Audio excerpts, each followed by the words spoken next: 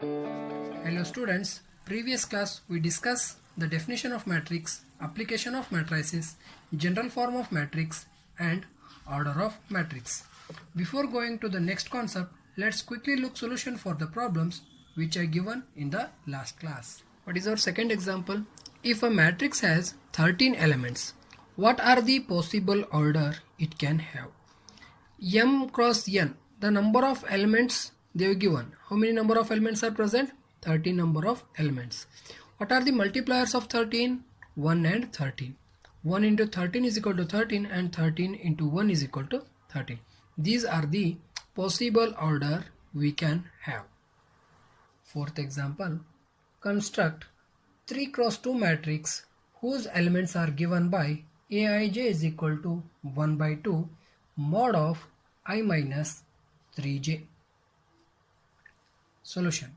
We have to construct of order 3 cross 2 matrix, and this is a generalized form of order 3 cross 2 matrix. In previous class already we have to discuss how to construct the order of the matrix. The same procedure we have to follow. A11, 1 represent I and this one represent j. Substitute these I and j value in the given example and simplify the term. You have to get the answer 1. Similarly, A12, 1 represent I and 2 represent j. Substitute these I and j value in the given example and simplify the term. You have to get the answer 1 by 2 into mod of minus 5. After removing the mod, this minus 5 becomes plus 5. I am writing plus 5 by 2. Similarly, this minus 1 becomes plus 1 and minus 4 becomes plus 4. And you know the simplification step. Simplify the remaining term. Types of matrices. First one, row matrix. Matrix having only one row is called row matrix. For example, matrix A, only one row is present. Similarly, in matrix B, here also single row is present. The general form of row matrix A is equal to Aij of order 1 cross n. Here 1 represent single row. Column matrix. Matrix having only one column is called column matrix. For example, matrix A, only single column is present. Matrix B, here also only one column is present. The general form of column matrix A is equal to Aij of order m cross 1. 1 what represents? Single column. Go through third one. Square matrix. A matrix in which number of rows is equal to number of columns. That is, m and n are equal. For example, matrix A, 2 number of rows are present and 2 number of columns are present. Means m and n are same, means equal. 2 cross 2 matrix. In matrix B, 3 rows and 3 columns are present. M and n are equal.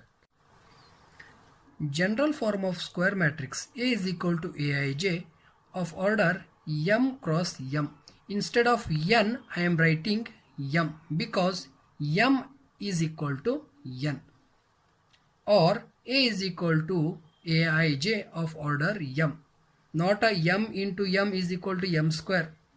Because m and m, number of rows and number of columns are same. Instead of m into m or m cross m, I am writing a single m. Next one, diagonal matrix. A square matrix B is equal to Bij of order m cross m is said to be diagonal matrix if all its non-diagonal elements are 0. For example, consider matrix B. This axis is called as principal diagonal axis and the elements are called as diagonal elements and the remaining elements are called non-diagonal elements. only diagonal elements are present and non-diagonal elements are 0 is called diagonal matrix.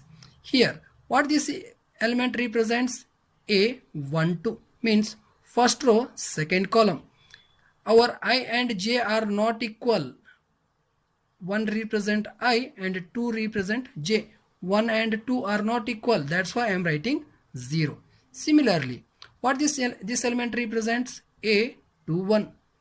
2 and 1 are equal? No. That's why writing 0. Similarly, in matrix C, what is this element represent? A, 2, 3. 2 and 3 are equal? No. That's why I am writing 0. This is the definition of diagonal matrix. Next one, scalar matrix. A diagonal matrix is said to be scalar matrix if its diagonal elements are equal. For example, matrix B, consider a diagonal axis and the diagonal elements are equal. A11, A22 are the diagonal elements. In the diagonal elements, our I and J are equal, and non-diagonal elements A12, A21. Here our I and J are not equal, that's why writing 0. Similarly, in matrix C, the diagonal elements are equal. A11, A22, A33. And non-diagonal elements, consider for example A31, our I and J are not equal, that's why writing 0. Next one, identity matrix. A square matrix in which elements in the diagonal are all 1 and rest all are 0 is called an identity matrix. We denote the identity matrix of order n by in. For example, consider the diagonal elements are 1 and the non-diagonal elements are 0 is called as an identity matrix. Go through the mathematical representation. I and J are equal, entry should be 1. Where our I and J are equal? The diagonal axis, our I and J are equal, we have to write 1. And non-diagonal elements, our I and J are not equal. Our I and J are not equal, we have to writing 0. One more term we have to remember. All identity matrix are a scalar matrix. All scalar matrix are a diagonal matrix. All diagonal matrix are a square matrix. In general, we have to say square matrix is a superset and the diagonal, scalar and identity matrix are the subset of the square matrix. Next one, zero matrix or null matrix. A matrix is said to be zero matrix or null matrix if all its elements are 0. We may consider any order of the matrix, but all the elements are 0. Next one, upper triangular matrix. A square matrix in which all entries below the main diagonal are 0.